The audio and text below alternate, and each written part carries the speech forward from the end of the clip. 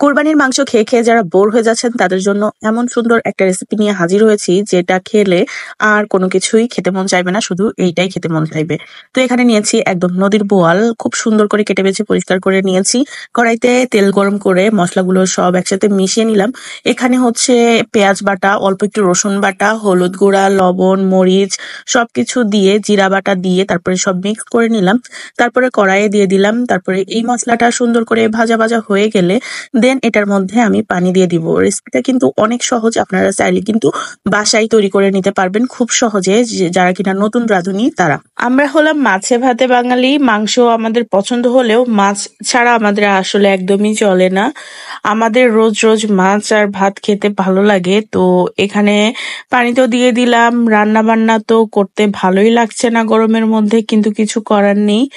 ঈদে কিন্তু প্রচুর গরম পড়েছে আর একদম বৃষ্টি হচ্ছে না, চারিদিকে এত এত তাপদাহ যে প্রত্যেকটা মানুষের জীবন একদম অষ্টাগত হয়ে গেছে।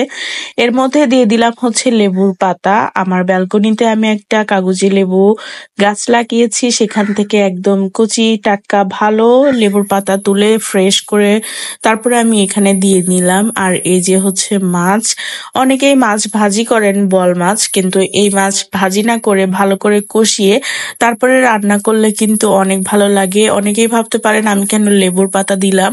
লেবুর পাতা আমি প্রত্যেকটা মাছেই দিই, যাতে মাছের যে আলাদা একটা গন্ধ ওইটা চলে যায়।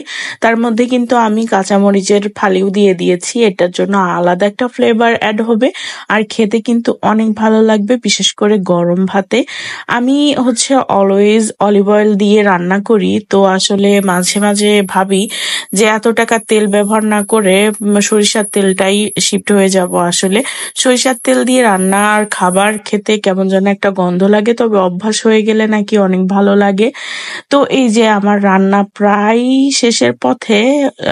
এখানে হচ্ছে কষিয়ে নিচ্ছি, এখনো পানি দেইনি, যে মশলা তে অল্প একটু পানি দিয়েছিলাম ওটাই আছে।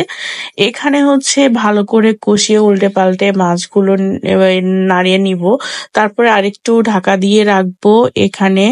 তারপরে প্রায়ই হয়ে গেছে, এখন আমি একটু চেক করে নিচ্ছি যে কি অবস্থা। তার মধ্যে আবার একটু পানি দিয়ে দিলাম, কারণ মাছটা হচ্ছে ভালো করে রান্না করা হয়নি এখনো। আর যে পানিটা অ্যাড করেছিলাম প্রথমে সেটাই ছিল, আর এখন ঝোলের পানি দিয়ে দিলাম। তার মধ্যে হয়ে গেল এখন রান্না। তো আমি এখন জিরা, গুঁড়া করা জিরা হচ্ছে আমি দিয়ে দিচ্ছি। এটা কিন্তু আমরা সবসময় দিয়ে থাকি মাছ রান্নার শেষে আর কি। অনেকেই পেঁয়াজ তারপরে জিরা একসাথে ভেজে বেটে তারপরে দিয়ে থাকে, ওইটা আরো বেশি ভালো লাগে। যদি আমি আসলে তাড়াহুড়া করি সেদিন আর ওরকম করি না, শুধু জিরা গুঁড়া দিয়ে নামিয়ে নিই। তো হয়ে গেল কিন্তু আমার রান্না, বোয়াল মাছ একদম ফ্রেশ রান্না, আর খেতে কিন্তু অসম্ভব মজা হয়েছিল।